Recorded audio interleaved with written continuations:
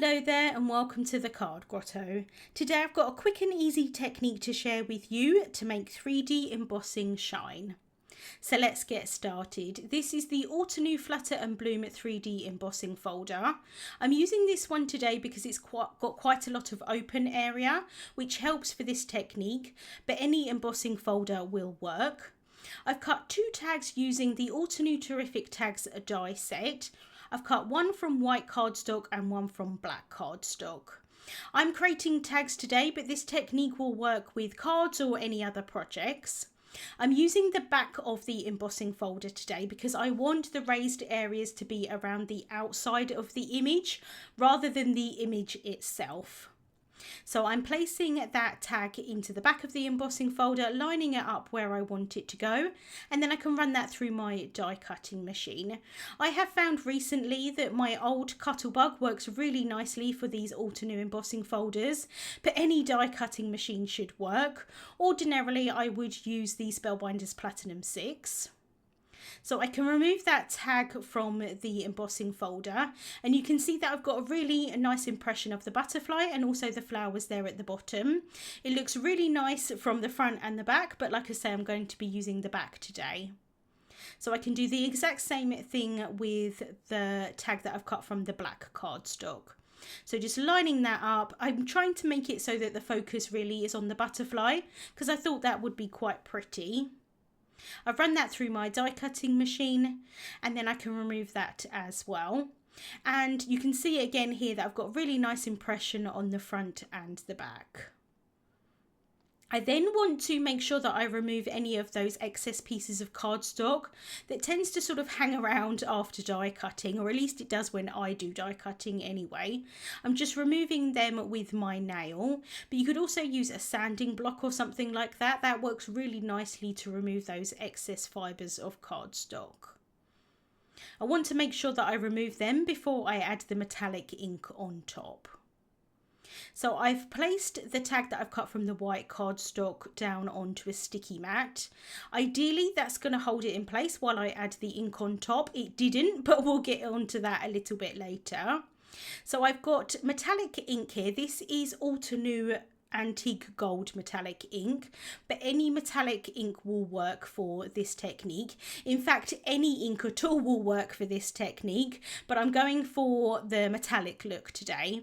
So I'm swiping the ink pad over the top of the tag to start with, and that's going to put ink on all of the raised areas. So if you were to do this on the front of the embossing folder, you would get the raised areas would be the butterfly and the flowers, but I want it to be the opposite, and I want the raised area to be on the outside edges of the images. So you can see that I've still got some of the ink in the inside of the butterfly and also the flowers. Because this is a 3D embossing folder, you've got raised areas, you've got really kind of debossed areas, and then you've got kind of areas in between. So that's going to still grab hold of some of that ink, and I think that that does look really pretty. Because I'm just using the one ink today, it's nice to have some areas be more opaque and then some be a little bit more transparent.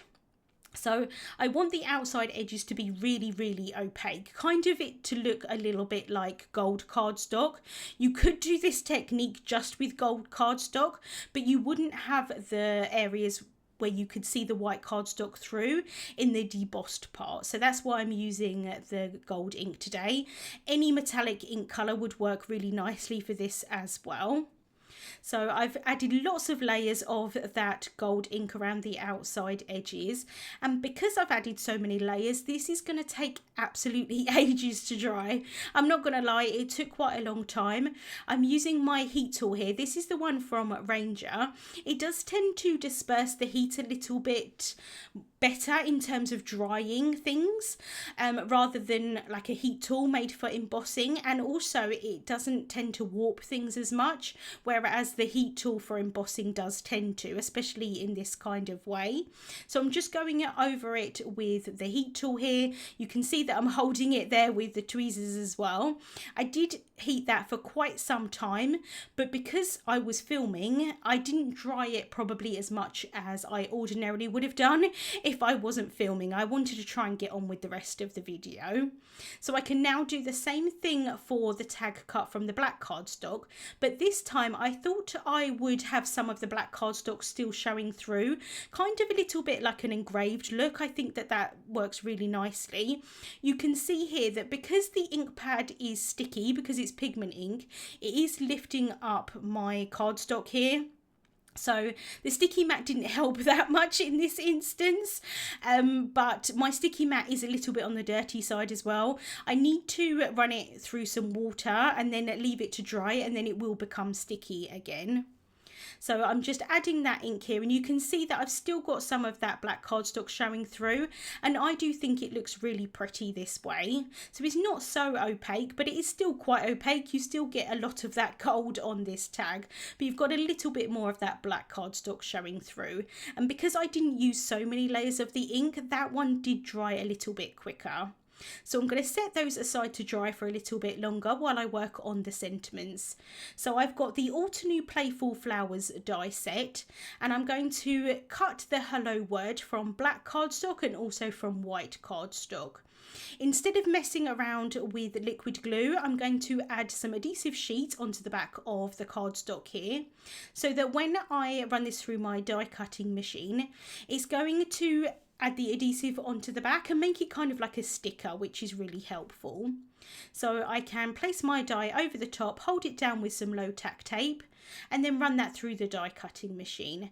And the word did get stuck in the die, but since I've got that adhesive on the back, I'm just going to use my thumb, and that's just going to stick to my thumb there, and I can pop that out quite easily. Just being careful to try and not distort that word. I've cut it another 2 times from the black cardstock with the adhesive sheet on the back, and I like to keep at least one of them in the negative so that I can layer the other ones on top. So I've cut this 3 times so that I can layer them one on top of another, and that's just going to not only give a little bit of stability onto the word, it's also just going to add a little bit of dimension and help it kind of pop off the tag a little bit more. So I've kept the bottom one in the negative of the cardstock, and then I can line up the others on top, and like I say, that's going to help to make sure that I don't distort the die cut at all, because they are quite delicate. You can easily kind of move the O, for example, and make it in a completely different place than what it was supposed to be. So once I've lined those up, I can pop that out of the negative, and I've got my hello there cut from the black cardstock.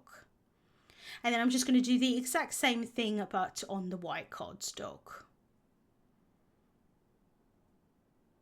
I've then cut another tag from white cardstock, and I'm placing some tape runner adhesive onto that. So I'm using the back of this tag so that I can sandwich it onto the back of the other tag, and it's going to be nice and clean on the back to write a personal message if I want to, but it's also going to cover the embossed of, you know, the embossing part of the embossing folder as well, because obviously that is on the back of this tag. So I'm just going to try and line it up as best as possible. I didn't know at this point how wet the ink still was. It actually wasn't that wet in the inside of the tag, but it was around the outside edges. So I grabbed a piece of scrap paper there to help me kind of stick those 2 tags together. And you can see that the outside edges are still a little bit wet because I've got some gold ink on my fingers there. So I've cut another of the tags from the black cardstock, and then I can sandwich that onto the back of the other one. And like I say, this one is a little bit drier at this point than the other one. But I'm just using that scrap paper just to press that down, make sure that I don't get my fingers too inky.